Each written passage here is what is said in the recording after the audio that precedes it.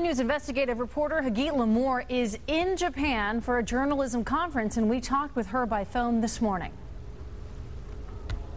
I'm in Naha City. That's in Okinawa, about 2.5-hour flight south of Tokyo.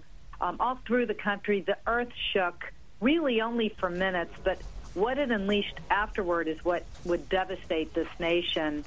I was touring the Kadena Air Force Base, which is the largest in the Pacific, when the earthquake, which is magnitude 8.8 on the Richter scale, hit about 231 miles northeast of Tokyo.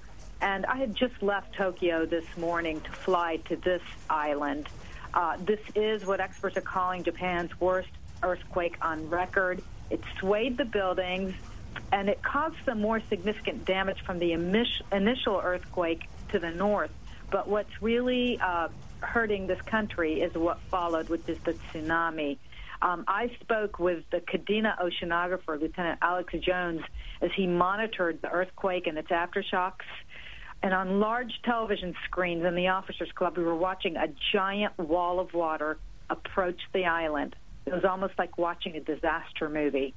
And Japan networks went wall to wall immediately, reporting not only the quake's aftermath, but as the tsunami was hitting, first in the north, then in Tokyo, and then, hours later, in Okinawa, where we had just arrived. The waves smashed cars and homes. Some huge fires broke out that seemed to go on for hours. I am not certain to this minute whether they're all out. And also the government declared a nuclear emergency because one of the power plants had a core that wasn't cooling sufficiently. The crews were trying to restore the power, and the government officials did stress this was just a precaution, that they had not found any radioactive leak.